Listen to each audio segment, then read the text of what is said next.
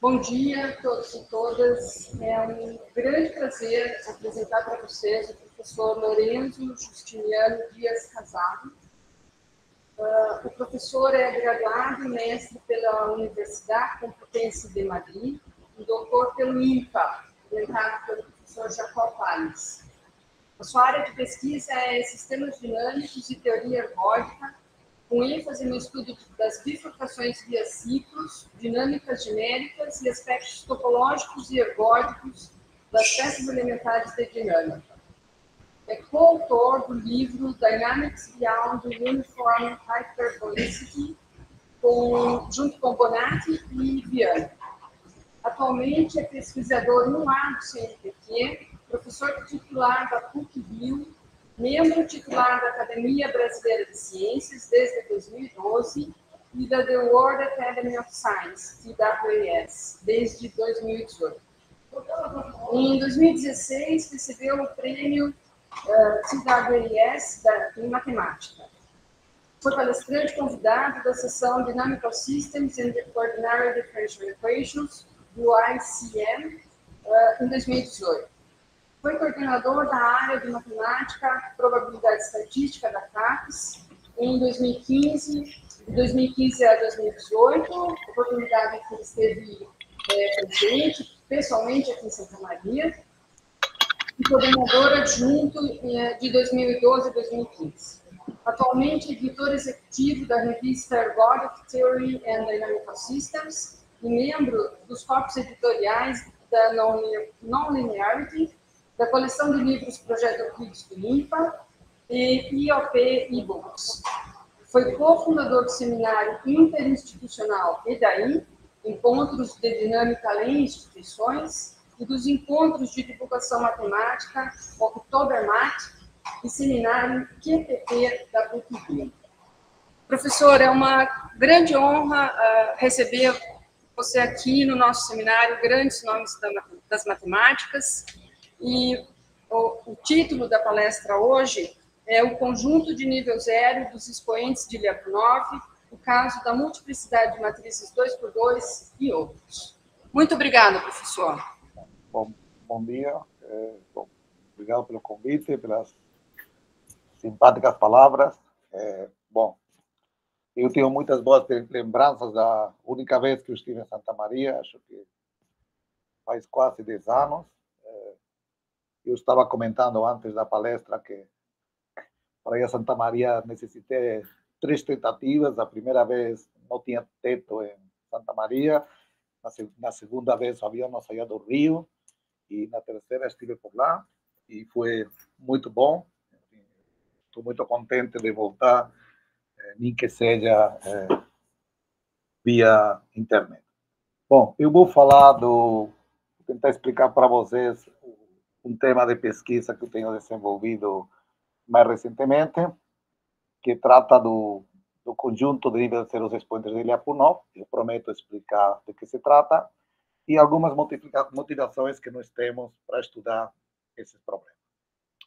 Bom, como entendo que vocês não são da área de sistemas dinâmicos, eu vou começar com um exemplo muito simples.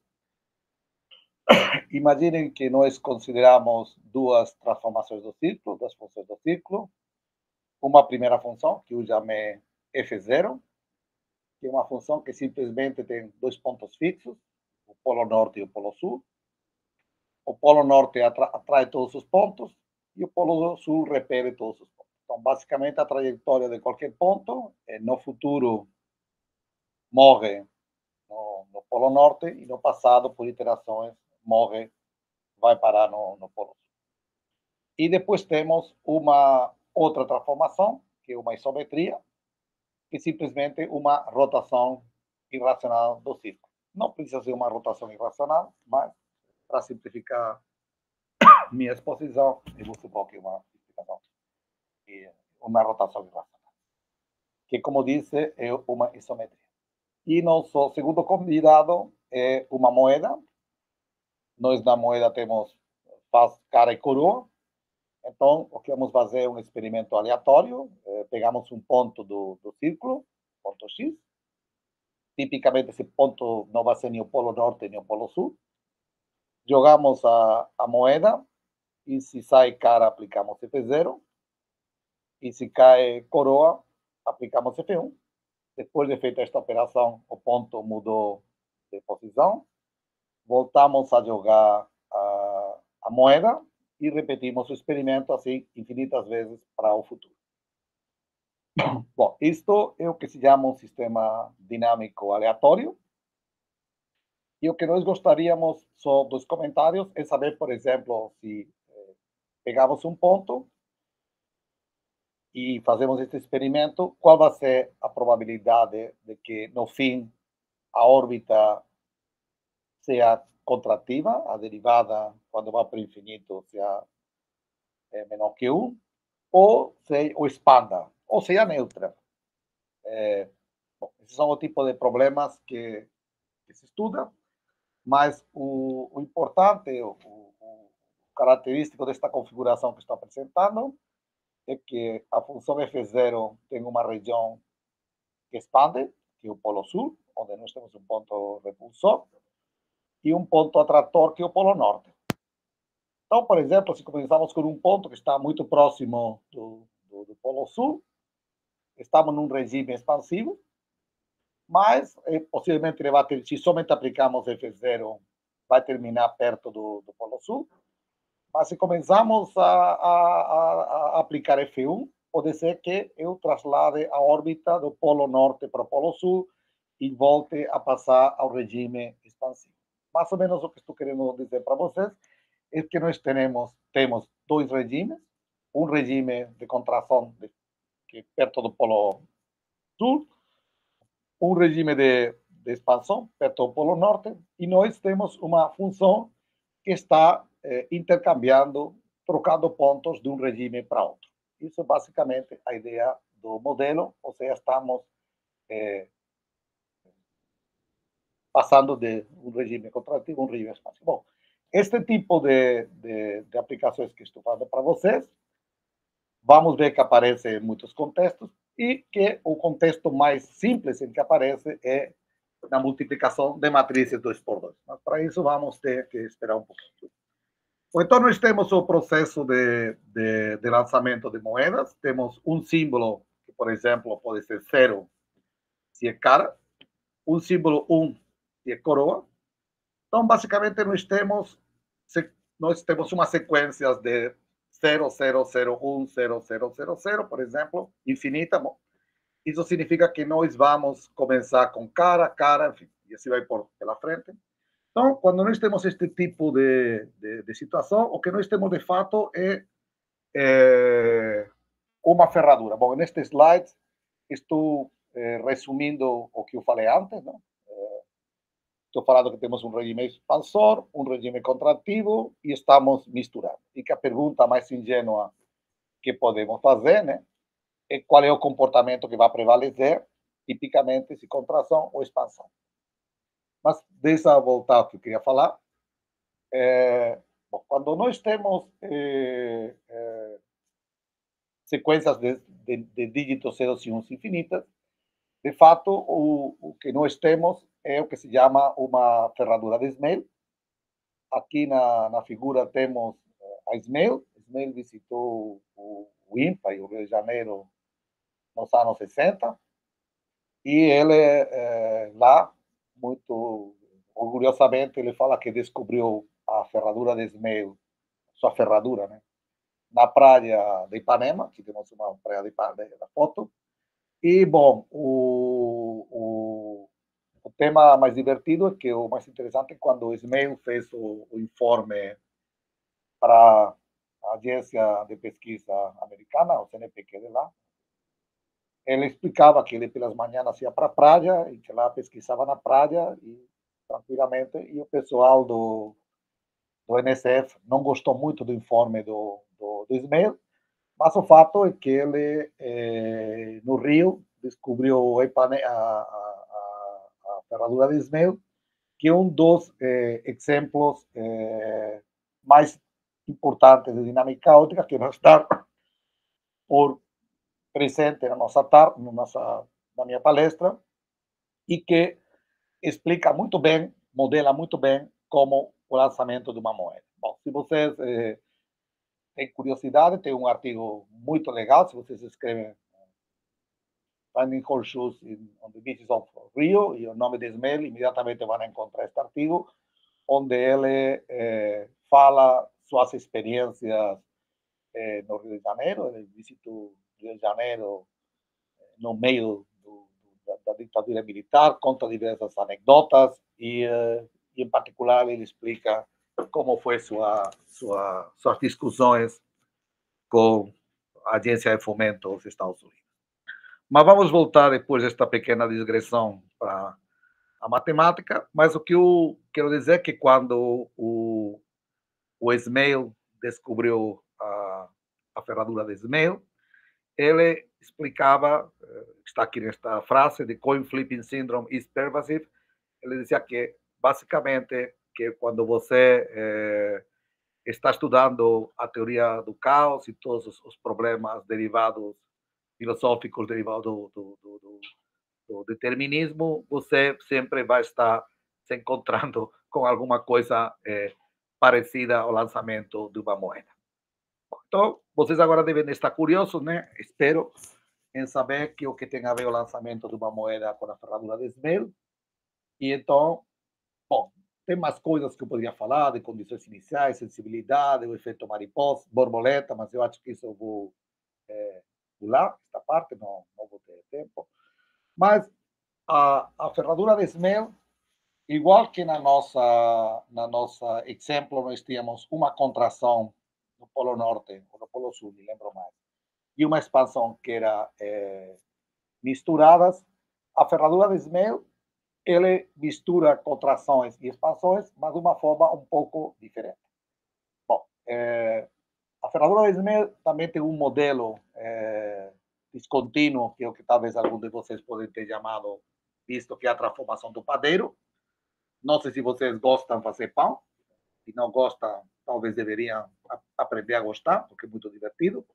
Então, quando você tem a massa do pão, você primeiro, como está nesta foto, estica o pão e depois você dobra o pão. Na primeira slide, estamos olhando para o padeiro, esticando a massa do pão.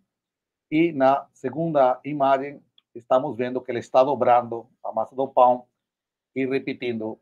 E você vai repetir isso muitas vezes, não? O ponto, como qualquer pessoa que faz pão sabe, é que talvez poucos movimentos de estica e dobra é suficientes para ter uma boa mistura da massa do pão. Mas isso é outro problema que eu não quero falar agora. Então, eu quero explicar um momento como esse movimento de esticar e dobrar é o que está feito na ferradura de Ismael. Bom, aqui vocês, no lado direito da minha figura, veem uma espécie de círculo, né? Onde tem dois retângulos, um retângulo cor magenta e um retângulo cor verde. Então, o que nós vamos fazer é a seguinte aplicação. Um momento, tudo bom? O que eu estou fazendo é na seguinte estica, que isso corresponde bom, já estamos esticando e dobrando. Vocês veem que a faixa lilás foi contraída da vertical e expandida na horizontal. E a mesma coisa para verde. E nós temos no retângulo, na segunda figura, temos a imagem do primeiro iterado da ferradura. O retângulo que estamos vendo aqui, uma espécie de ovo, né? É transformado na imagem que está abaixo. E nós podemos ir repetindo isso infinitas vezes. Bom, você pode repetir isso para o futuro, para o passado, mas vamos repetir isso infinitas vezes para o futuro. Bom, agora vocês podem se perguntar que tem isso a ver com a figura anterior. Bom, aqui eu não falei, porque não posso falar de tudo. Também tem um ponto atractor, mas está localizado em algum lugar, mas eu não quero falar disso. Então, desculpe, eu quero saber que tudo isso que tem a ver isto com a ferradura, com o lançamento de uma moeda. Então, eu selecionei um retângulo azul, que vocês têm aí marcado. Então, O que eu estou fazendo é o seguinte: eu vou etiquetar o retângulo 0, o retângulo lilás, perdão, como número 0 e o retângulo verde com o número 1. Nós estamos apenas interessados nos pontos que estão sempre no retângulo lilás, no retângulo verde. Então, basicamente, o que está acontecendo é que nós temos um ponto que está no retângulo azul, no retângulo verde, esticamos, bom, se ele vai para a parte do meio, ou as bordas, esquecemos o ponto, mas se ele vai, o seguinte iterado vai para o lilás, damos um 0, e se não, um 1.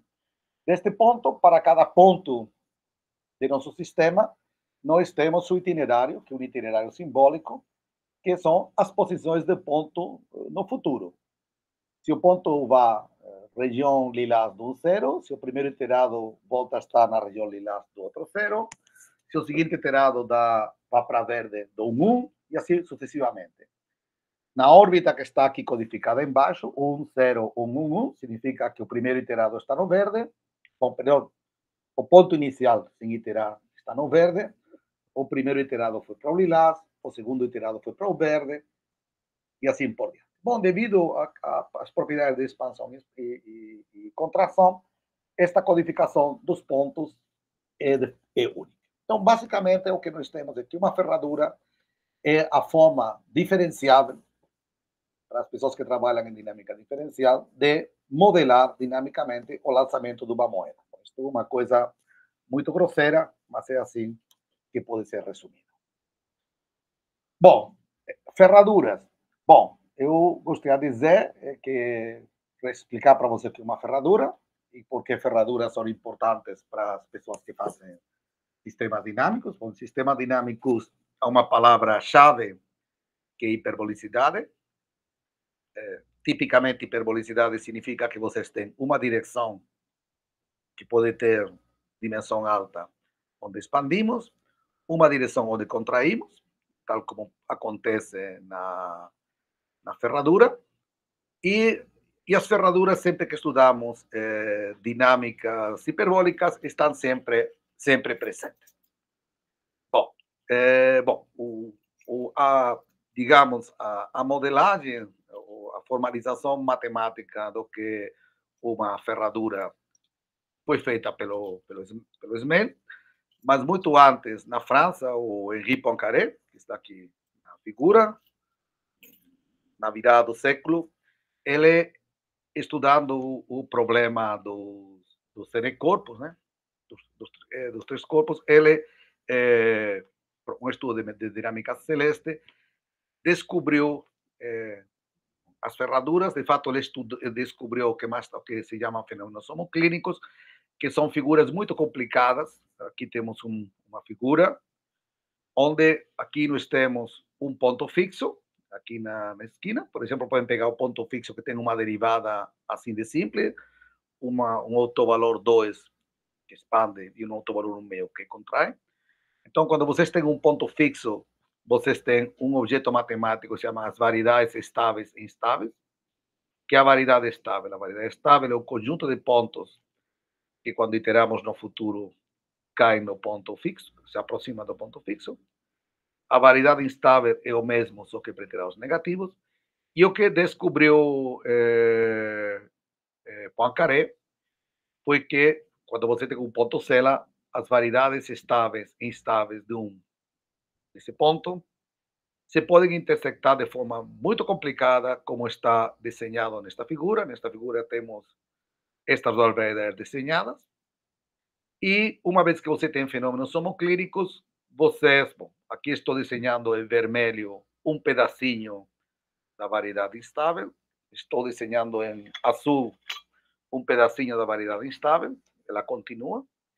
E uma vez que vocês têm estas intersecções, nós temos, bom, estou desenhando mais pedaços de variedades que se estão intersectando, e aqui no canto inferior esquerdo, vocês têm uma curva magenta e uma curva verde que estão se intersectando exatamente como se intersectavam os retângulos na ferradura de Smith.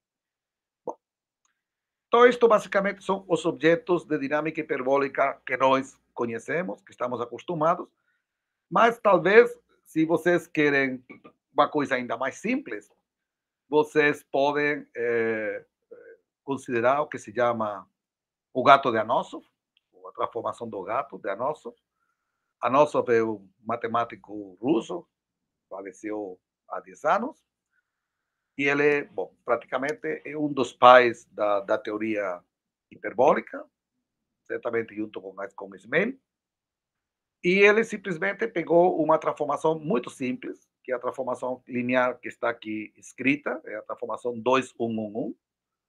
Bom, qualquer pessoa, vocês fizeram um curso de álgebra linear, é uma matriz simétrica, então vai ter dois autovetores, um que contrai e outro, perdão, dois autovalores diferentes, neste caso, um vai contrair, outro vai expandir, se vocês fazem facilmente, essa matriz tem determinante um traço maior que um, enfim, é um exercício de álgebra linear fácil. Então, nós temos que a matriz 2-1-1-1 vai ter uma direção com um autovalor que expande e uma direção com um autovalor que contrai, mas o mais importante é que esta matriz tem uma matriz que tem coeficientes inteiros e tem determinante 1. Então, essa matriz, se vocês podem induzir uma transformação no toro. Lembro que simplesmente um toro, vocês pegam o reticulado do plano, onde os vértices são os pontos com coordenadas inteiras, e identificam dois pontos que têm diferença de coordenadas inteira. Não? Então, eu aplico ao retângulo azulzinho que estou marcando aqui a transformação 2-1-1-1. Essa transformação, eu vi a imagem, mas agora eu quero ver essas imagens no domínio fundamental do toro, né, que é o primeiro domínio. Então, eu vou ter que levar os diferentes retângulos. Bom, o retângulo magenta já está no quadrado, então não quero fazer nada. Mas o retângulo laranja, o retângulo azul e o azulzinho, o verde água, sei lá, vamos ter que transportar o primeiro retângulo, então vamos para lá. Aqui está a divisão novamente, em este primeiro retângulo.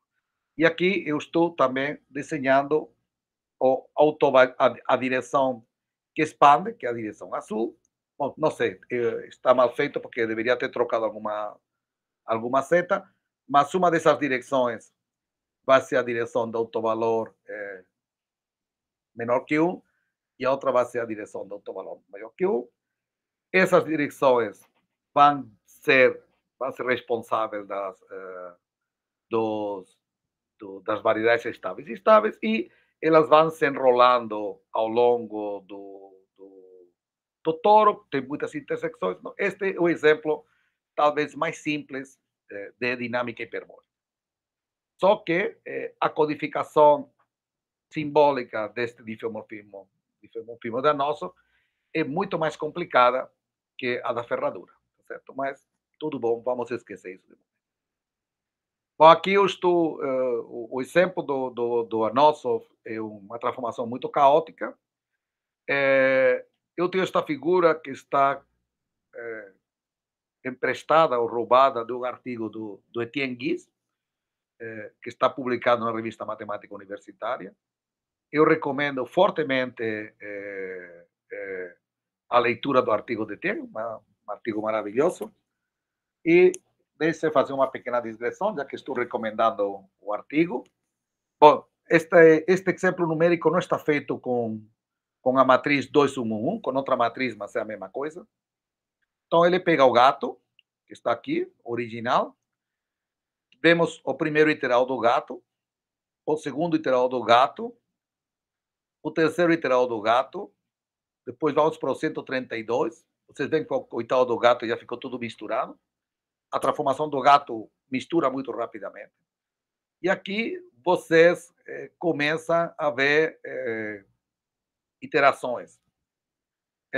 Bom, eu não posso explicar todas as figuras, apenas estou, aliás, a reprodução não é muito boa, mas o mais surpreendente é que depois de 300 iterações, o gato volta para ele mesmo, quando você faz o desenho no computador. Isso não quer dizer que a transformação seja periódica, tá certo? Porque a transformação é muito caótica, é o que se chama uma transformação misturadora. Bom, então, se vocês querem saber o que aconteceu, o enigma do gato, eu recomendo a leitura do artigo do Etienne Guice. Eu deveria ter posto aqui a referência, mas eu não fiz, peço desculpas. Bom, então agora eu fiz uma pequena excursão pela dinâmica hiperbólica, e agora eu vou começar a falar dos temas que eu estou da palestra, tipicamente. Bom, a dinâmica hiperbólica vai estar presente detrás, não se preocupe. Então, o ingrediente fundamental, bom, já apareceu, que é a hiperbolicidade, que você tem uma direção onde a dinâmica, a derivada da nossa função, expande, e outra de direção onde a dinâmica contrai. Por exemplo, vocês têm o polo norte do círculo estava contraindo, o polo sul estava sendo repulsor, e não temos, no contexto hiperbólico, não existem direções neutras, tal como acontecia no caso das rotações, das isometrias. Bom, aqui nós temos uma figura, temos duas direções, a direção azul e a direção vermelha. Quando aplicamos a derivada de f, a direção vermelha é expandida e a direção azul é contraída. O ponto fundamental da dinâmica hiperbólica é que os expoentes de Lyapunov são sempre não nulos, mas eu não defini o que é um expoente de Lyapunov, então temos que falar disso. Bom, na figura nós temos a Lyapunov, que é o que introduziu os expoentes. Então, que é simplesmente o expoente de Lyapunov? O expoente de Lyapunov, eu tenho um vector, se vocês quiserem uma direção invariante, é bom que seja uma direção, eu vou ter que... E o que eu estou fazendo aqui é pego a derivada enésima em um ponto aplicado ao vetor v. Se estamos expandindo, isso tipicamente, por exemplo, se a derivada fosse 2, isso seria 2n, o módulo do vector, que é muito grande. Então, vocês calculam o logaritmo, então vai dar n logaritmo de 2, e dividimos por n. Então, se vocês têm n logaritmo de 2 e dividem por n, o resultado vai ser 2. Temos logaritmo de 2 que é maior que 0. Então, sempre que nós temos uma expansão, quando calculamos o logaritmo da derivada e dividimos pelo número de iterados, vamos ter um número positivo. E esse número é o expoente de Lyapunov. Esse número não depende do vector, depende apenas da direção unidimensional. Isso é simples de ver. Bom, nesta foto estou eu há muitos anos. Tem o matemático russo, o Seledet, no meio. Ele vai aparecer em breve. Ele é a pessoa que introduz o teorema ao Seledet, que é um teorema muito famoso e muito importante. E na direita é o professor Yuri Gilyashenko, que, por sinal, acho que hoje está fazendo 80 anos. E uma das pessoas que fez contribuições metodológicas muito importantes para todo o trabalho que eu estou apresentando. Então, estou muito contente desta foto. Então, agora meu contexto é entender os expoentes de Lyapunov. Obviamente, a primeira pergunta que você pode fazer é que pontos diferentes ou direções diferentes vão ter diferentes expoentes de Lyapunov. Bom, tudo bom. Eu apresentei rapidamente o que são os expoentes de Lyapunov. Apresentei dois exemplos de dinâmica hiperbólica onde vamos ter expoentes de Lyapunov diferentes de zero. Bom, e basicamente o mantra que nós podemos ter é que nós sempre que temos expoentes de Lyapunov diferentes de zero, a dinâmica é simples de estudar e que o mais complicado é que é quando aparecem expoentes iguais a zero. Bom, nesta figura temos dois pais da teoria de sistemas dinâmicos, Anatol Katov, que faleceu há 5 anos, e Jacob Pessin, com Pesce, que é muito importante porque desenvolveu a teoria de Pesce sobre variedades invariantes. E Anatol Catton foi muito importante no estudo de propriedades finas da hiperbolicidade que vão aparecer mais tarde. Bom, então, no slide anterior apareceu Yuliy Ilyashenko, na direita, e nos anos, no ano 2005, ele publicou um artigo com 3 estudantes deles, Anton Gorodetzky, agora esqueci o nome de Klepsin, Viktor Klepsin e Nalski, que eu não conheço. Então, ele se perguntava como se a hiperbolicidade era uma propriedade que aparecia sempre, que sempre a hiperbolicidade, ou de certa forma, que se nós sempre íamos terminar encontrando hiperbolicidade nos sistemas. Bom, deixa eu fazer um parênteses. Antes eu falei de Smale, e nos anos 60, Smale tinha um caráter muito...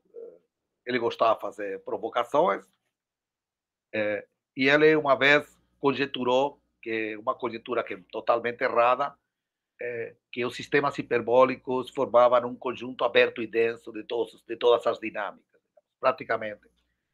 Ele rapidamente, o pessoal descobriu que a conjectura era falsa, mas ele mesmo assim ficou muito contente de ter feito uma conjectura falsa. Eu acho que as conjecturas podem ser verdadeiras ou falsas, o importante é você pensar no tema. E, bom, então, não tenho tempo de falar disso, mas houve muitos autores que começaram a encontrar muitos sistemas que não eram hiperbólicos e onde a não hiperbolicidade não podia ser destruída. Você sempre tinha um sistema não hiperbólico e não conseguia sair de lá. Mas o ponto fundamental que aparecia é se, e é a pergunta que fez Ilyashenko, é se essa falta de hiperbolicidade se podia detectar de forma ergódica. Bom, mas eu não falei para vocês o que significa ergodicidade, então essa é minha próxima tarefa, explicar para vocês o que significa ergodicidade.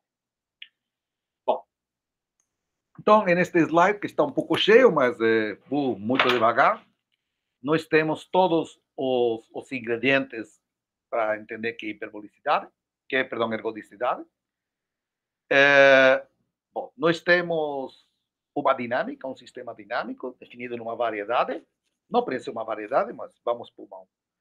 E temos um potencial, que é simplesmente uma função contínua em R, do espaço-ambiente em R. E nós temos uma medida. Eu não escrevi lá que tinha medida, deveria ter escrito a medida. Então, você fala que a medida é ergódica, se todo conjunto invariante, que vale A igual a F menos 1 de A, obviamente mensurável, tá? Ou tem medida 0, ou tem medida 1.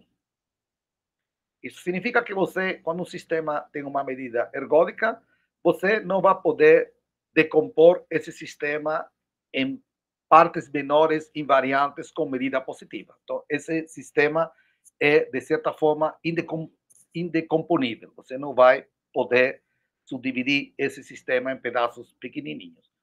Por exemplo, no caso da primeira transformação que estudamos, que era uma transformação com um polo norte e um polo sul, o polo norte é atractor e não tem nada a ver com o polo sul. Então, são duas coisas completamente desconectadas, que não tem nada a ver. Bom, outro teorema fundamental, está aqui, é o teorema de Birkhoff, sobre médias. Então, tudo bem, eu tenho minha função φ, e eu posso, a função φ, considerar a média espacial, que é a fórmula que está na direita, que é simplesmente integral de φ, com respeito à medida. E posso considerar as médias temporais, que é o que estou pegando, estou aqui na direita, estou pegando um ponto, estou calculando φ ao longo desse ponto e faço a soma, e como eu considerei n somandos, eu vou dividir por 1 sobre n. Ou seja, basicamente, estou calculando a média da função φ no segmento de órbita dos n primeiros iteradores de x. Bom, eu quero fazer o limite dessas médias temporais. Então, o teorema de Birkhoff fala que para quase todo ponto com respeito à medida a média temporal, que é o que eu chamei φ infinito, que é o limite. Bom, quando existe, o teorema diz que existe, então a média temporal vai existir e essa média temporal vai coincidir com a média espacial. Isso é o teorema de Birkhoff. Bom, e depois vocês têm o que se chama medidas de contagem, que eu acho que eu estou meio mal de tempo, eu não vou falar disso. Então já temos as medidas. Bom, eu acho que o Bodobu tem mais jeito que falar, porque tem que falar, né? No próximo slide. Que é uma medida empírica. Uma medida empírica simplesmente é uma medida tipo contagem. Você tem um ponto A, um conjunto A, perdão, e um ponto. Então você conta, pega um segmento de órbita de X, os n primeiros iterados, de X, f de X, fn menos 1 de X, vê quantos pontos está em A, conta o cardinal da interseção deste conjunto finito, né, com o conjunto A, e divide por N. Bom, tipicamente, se os sistemas são bons, quando você faz esse limite, o que você vai ter é a medida do conjunto A. Tudo bom, isso não quero falar disso. Mas, bom, a vantagem é que calcular medidas empíricas é muito fácil, é muito simples de explicar. E nos anos, acho que 80 ou 85, houve muitos trabalhos de Ricardo Magné, que faleceu, está fazendo agora 95, né? Vai fazer 30 anos. E o Carl Sigmund, que é um matemático que talvez vocês conhecem, não pelos trabalhos de sistemas dinâmicos, mas Carl Sigmund também ficou super conhecido por resultados de teoria de jogos, que ele desenvolveu posteriormente. Então, eles tiveram a tarefa de descrever todo o conjunto das medidas empíricas, aqui os pontos de acumulação. Então, eu agora apresento um monte de ingredientes mais ou menos desconexos, talvez, e eu vou com um único último ingrediente que já apareceu, mas eu quero formalizar um pouco, que é a dinâmica simbólica. A dinâmica simbólica, vamos para a ferradura, nós temos as sequências infinitas formadas por zeros e uns. Aqui abaixo estou pegando uma sequência, e uma sequência que na posição 0 tem 1, na primeira posição tem 0, 1, 1 e assim por diante. E então, neste espaço de todas as sequências, definimos uma função que se chama o shift de Bernoulli, ou simplesmente o shift bilateral, que simplesmente shift significa trasladar, né? Simplesmente o que estou fazendo é que estou pegando esta sequência, onde estou aqui, pegando esta sequência que está aqui, e o que estou mexendo para a esquerda. Ou seja, o ponto que estava na posição 0 vai parar na posição menos 1, o ponto que estava na posição 1 vai parar na posição 0, e assim por diante. Bom, isto é basicamente o que acontece com a codificação da ferradura, que está explicado aqui neste slide, vou mostrar tudo. Então, aqui, neste slide, eu tenho um pouco, fazendo um resumo de parte do que eu falei. Então, vamos lá. Eu vou escolher um potencial na sequência de zeros e uns. Neste caso, na minha figura, eu escolhi é um potencial que é muito simples. Se o primeiro símbolo é 0, vou por A. Se o primeiro símbolo é... Ou não, exatamente isto, estou mudando um pouco. No retângulo lilás, φ vale A, e no retângulo verde vale B. Tudo bom. Eu tenho abaixo o shift, aqui, agindo nas sequências.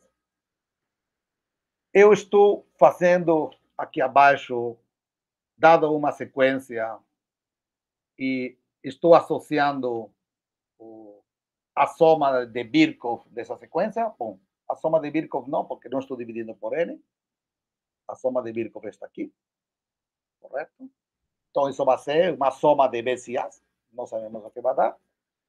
E, certamente, talvez, eu vou ter um outro ingrediente que eu esqueci. Talvez não esqueci, não quis falar ainda. Eu falei de medidas ergódicas, mas dentro das medidas ergódicas tem uma medida muito simples, que são as medidas de Bernoulli. A medida de Bernoulli, que simplesmente, a medida de Bernoulli é uma medida que, se você pega um número P que está entre 0 e 1, então, corresponde a dizer que você, quando lança uma moeda, o 0, que se lembro bem era a cara, vai acontecer com probabilidade P, e o 1, que era a coroa, vai acontecer com probabilidade 1 menos P. Bom, se vocês fizeram um curso de probabilidade, aí vocês podem calcular que, com todos os ingredientes que eu acabo de explicar para você, o valor, considerar essa medida, o valor esperado do potencial φ vai ser PA mais 1 menos PB.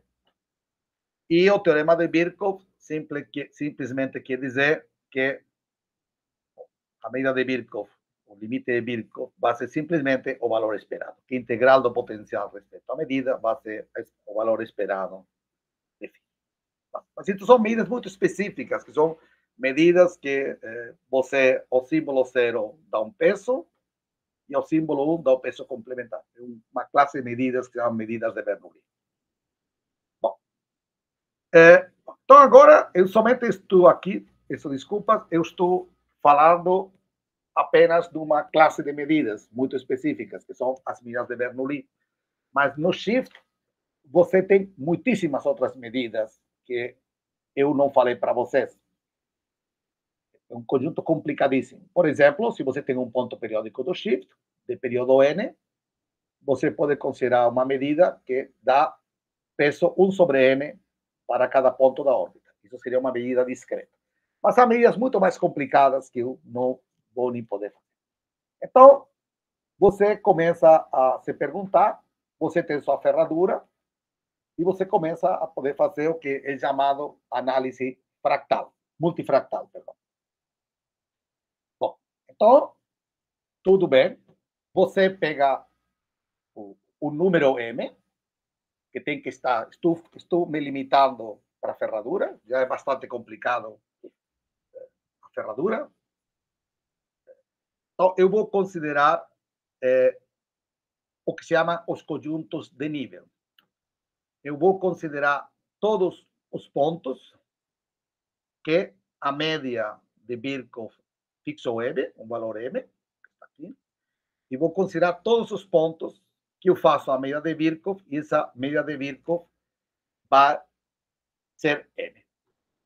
Então, você começa, vai ter um conjunto complicadíssimo, entendeu? Vai ser um conjunto que tem uma estrutura fractal, e você se pergunta, de todos os possíveis valores M, qual é o conjunto que a entropia é maior.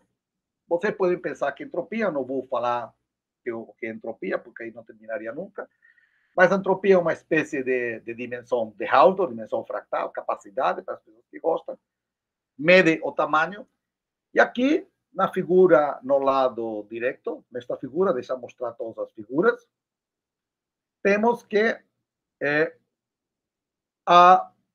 o gráfico da entropia do conjunto NM. Então, esse conjunto, neste caso, para os valores fixados, então você mais ou menos vê uma coisa mais ou menos óbvia. Se você vai muito próximo dos extremos de probabilidade que A e B, você vai ter poucas possibilidades de ter essa média, né? Para ter média A, você basicamente só tem que ter sempre 0. Para ter média B, você somente tem média 1. Só pode ter 1.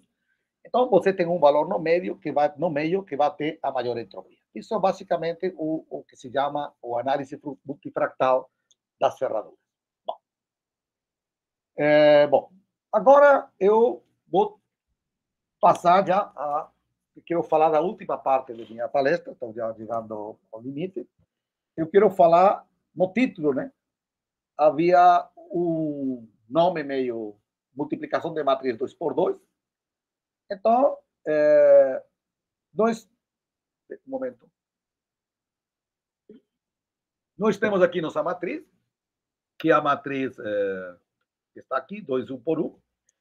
E agora vocês podem começar a pensar comigo. Bom, para que Lourenço começou falando daquela função F0 polo norte e polo sul, a função F1, que tem a ver tudo isso com multiplicação de matrizes?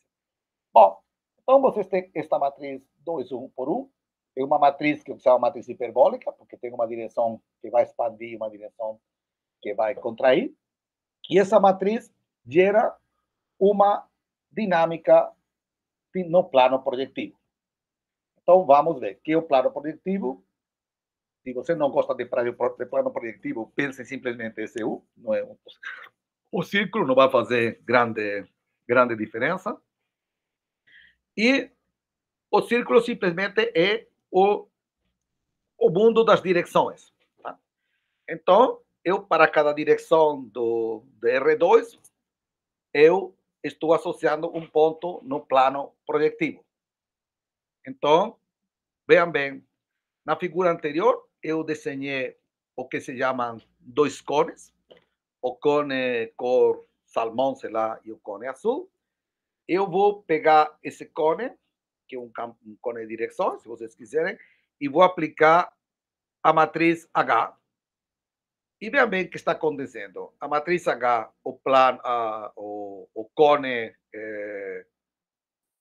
salmão fica dentro dele, contrai, enquanto que o campo, o cone azul, fica maior. Então, isso que é o que está acontecendo. Bom, vamos ver, repetir aqui. Estou aqui desenhando duas direções.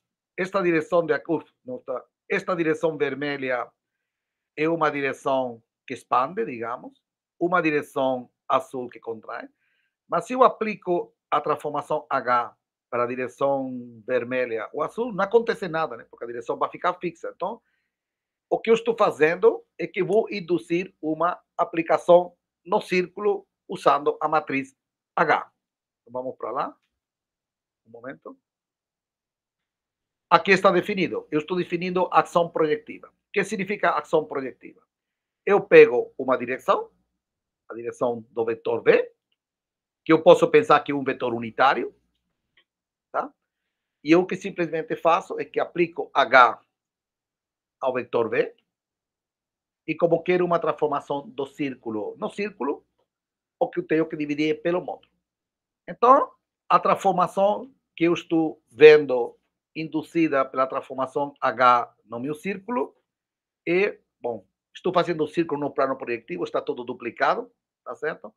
Então, o ponto da direção do autovalor menor que 1 vai ficar um ponto fixo atractor de FH, e o ponto fixo o autovector, né, associado à direção contrativa, vai ficar um ponto repulsor.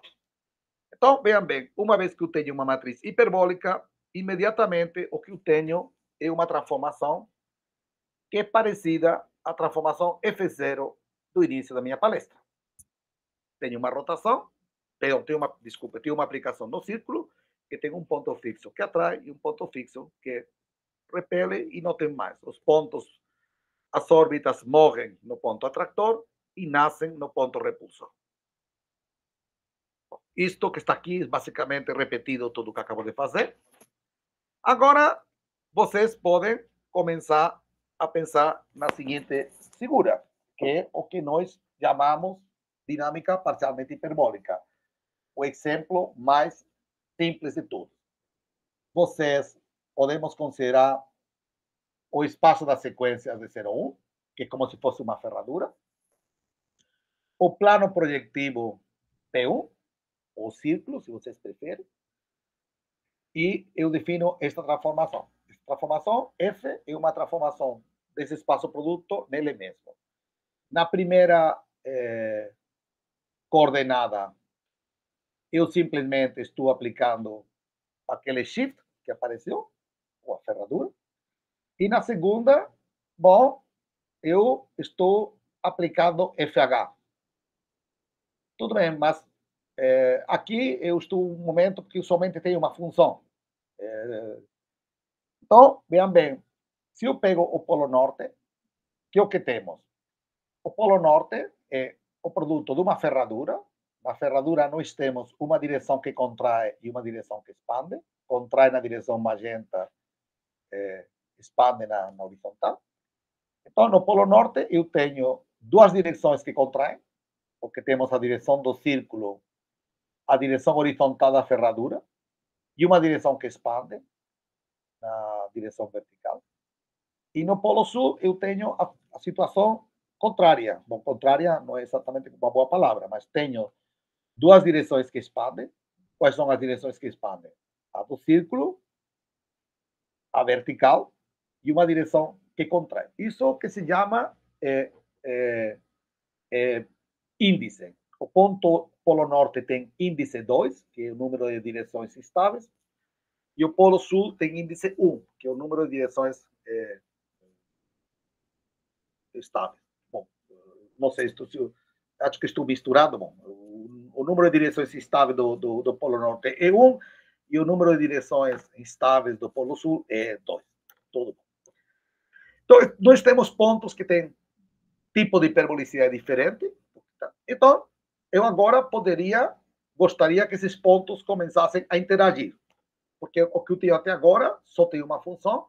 Eu tenho uma dinâmica de um tipo e outra tipo duas direções que contraem e uma que expande e outra trocado. E eu quero que estas direções comecem a interagir.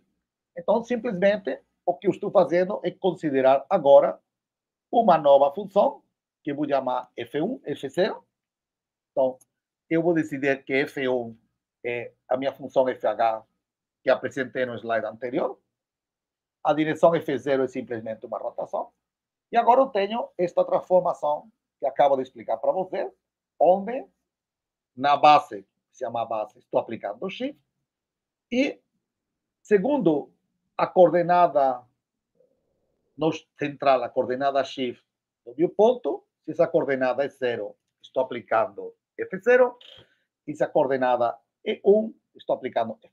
Então, dessa forma, agora a função F0 tem a propriedade de que está fazendo, como acontecia no primeiro slide, que a parte hiperbólica de um tipo, que tinha duas direções instáveis e uma estável, interaja com a outra parte. Isto é um sistema que foi estudado inicialmente pelo Yuri Giliatchenko e os autores, é um sistema que dá, de forma muito rica e versátil, muitas medidas ergódicas no hiperbólico. Mas dessa volta, bom, estou basicamente explicando o que tem a ver com o lançamento de moedas, mas eu vou...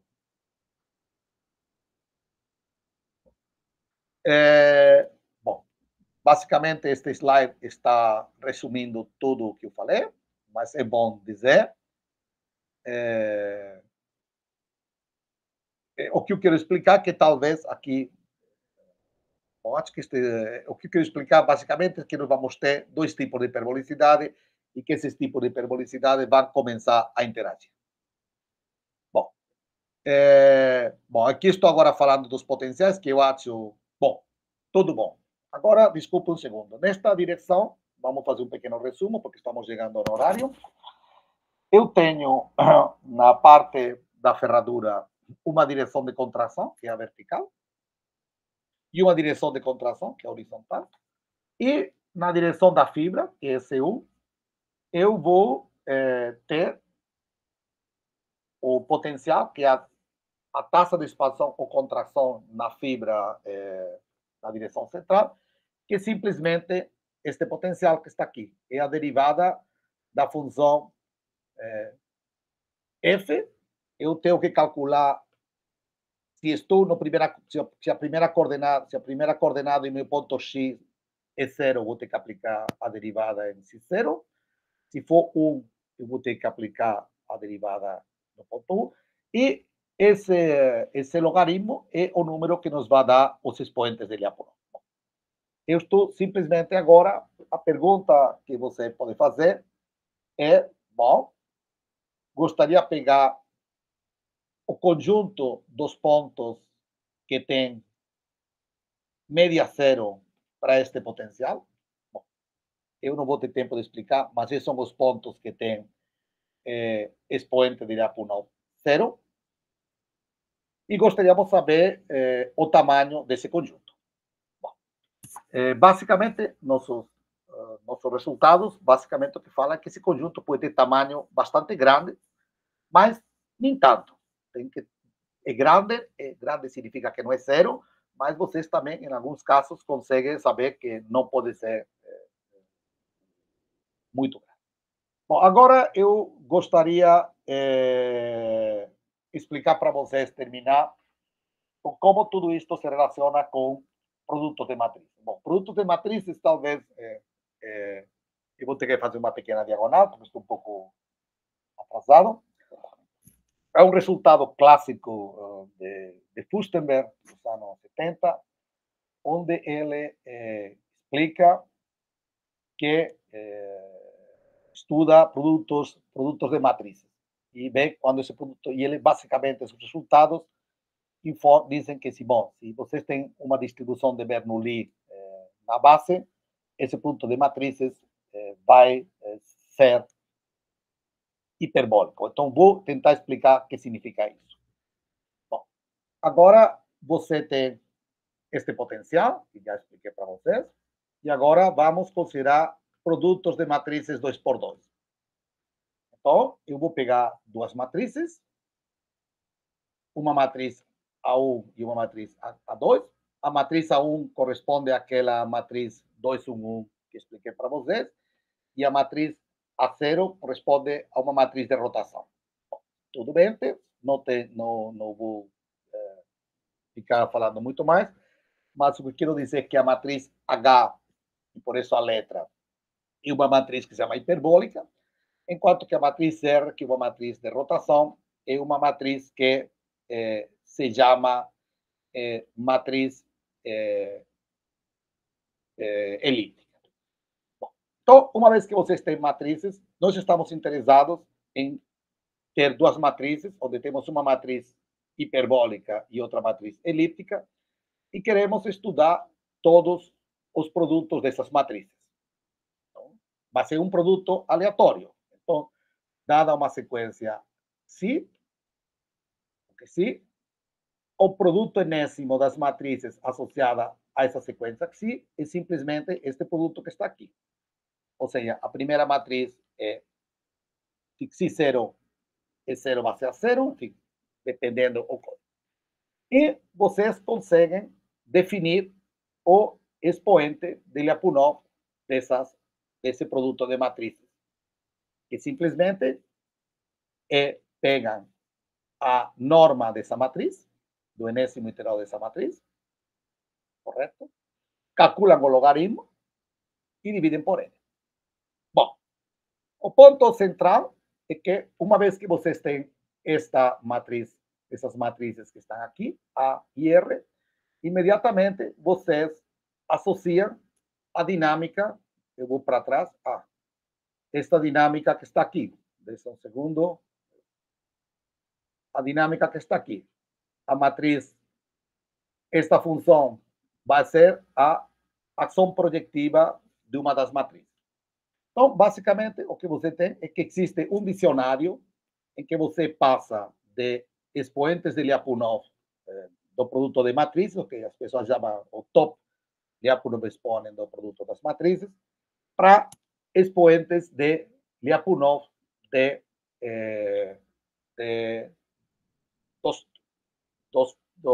da dinâmica produto torto que eu tinha explicado para você. Bom, e basicamente o que nós provamos, não quero estender muito mais, bom, deixa aqui terminar dois teoremas. Então, o primeiro teorema é o teorema de Furstenberg-Kesten e o teorema de Furstenberg, que diz, bom, que se vocês pegarem um cociclo que não seja degenerado, o cociclo degenerado significa que não é, por exemplo, você poderia ter as duas matrizes e o que está acontecendo que a matriz elíptica, ou a matriz, uma delas leva a direção que expande de A na direção que contrai e vice-versa. Isso é um caso degenerado, mas isso é muito típico, muito atípico. Então, o teorema de Fürstenberg fala que quando você pega medidas de Bernoulli e calcula os expoentes de Lyapunov, com respeito a essas medidas, você sempre tem um expoente positivo. Isso é o teorema de Fürstenberg, um teorema dos anos 60, super importante. E, paralelamente, o teorema de Gorodetsky, Ilyachenko, Klebs e Gimnasky, fala que, bom, que embora que existem muitas vezes, para muitas, se vocês consideram esse cociclo com as mesmas funções, mas vocês consideram na base medidas que não sejam de Bernoulli, outro tipo de medidas. Então, o conjunto do nível zero, dos pontos que tem expoente para as matrizes zero, pode ser relativamente grande. Bom, e, bom, eu não vou ter tempo, porque eu quero terminar aqui a palestra. O que eu queria simplesmente falar para você, não vou ter tempo de falar. Esse é o teorema, um resultado. Vou tentar explicar com palavras, porque não. O resultado que eu provei recentemente com Katrin Gelfer, da Universidade Federal do Rio de Janeiro, e Michal Rams, de Varsóvia, da Academia de Ciências, nós provamos, introduzimos uma classe de cociclos, que são basicamente os que não são hiperbólicos, e provamos que, nesse caso, a entropia do nível zero pode ser grande, correto? Grande aqui significa positiva. Também não pode ser máxima, nós não podemos chegar nunca à entropia máxima, que no caso é o logaritmo de 2, isso eu não quero explicar para você, mas nós provamos que essa entropia é positiva, conseguimos limitar por zero, e também provamos que não pode ser a máxima. Ou seja, significa que os produtos, que o nível de hiperbolicidade pode ser grande, mas não pode ser o que predomine, dito de outra forma. Bom, e também em trabalhos mais recentes, agora, mas isso não está muito além da palestra de hoje, nós provamos que o teorema de Fürstenberg é um teorema sharp, não sei como falar isso, ou seja, você não pode melhorar isso. Se você pega classes de medidas um pouquinho mais gerais que as medidas de Bernoulli, o teorema de Fürstenberg não vai funcionar. E, bom, eu acho que eu vou parar por aqui. Eu vou agradecer a atenção e eu espero alguma vez encontrar vocês ao vivo e em direto em Santa Maria novamente. Muito obrigado.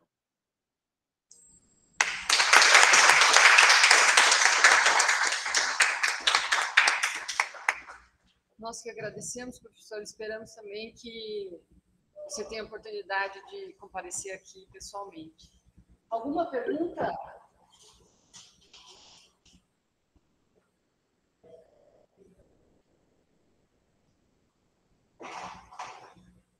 Uma pergunta, professor? Só um momento. Sim, por favor. É ótimo ter perguntas. Bom dia, professor. Tudo bom? Prazer.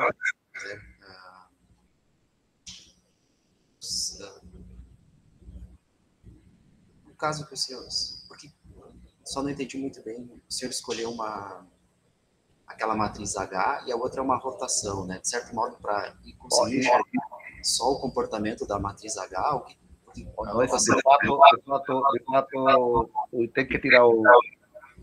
Tem que desligar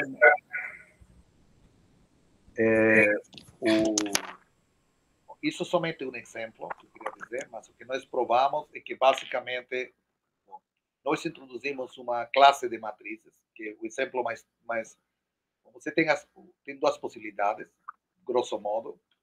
Um tipo de matriz que se chama matrizes hiperbólicas, onde você nunca vai poder ter expoente zero.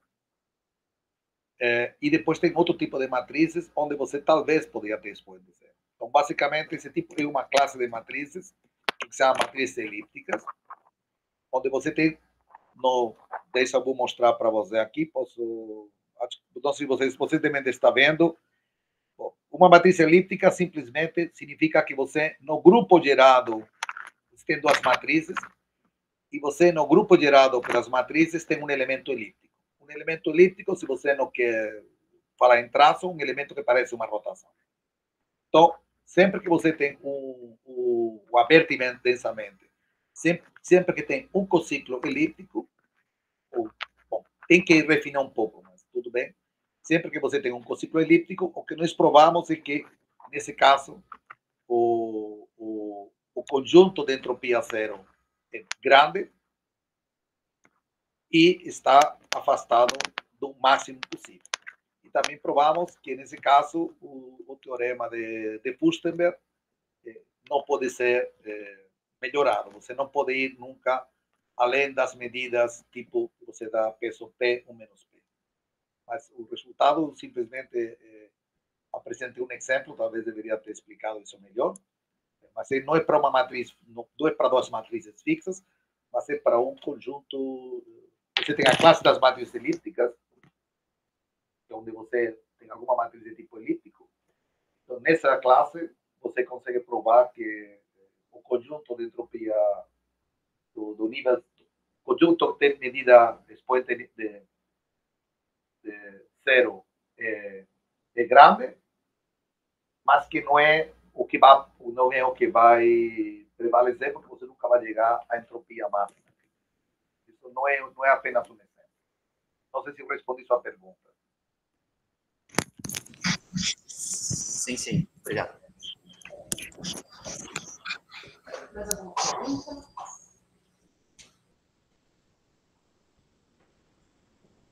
Professor, muito obrigada. Certamente suscitou curiosidade e interesse nos alunos a estudar mais para chegar lá e entender tudo o que o senhor falou. Muito obrigada. Muito obrigado.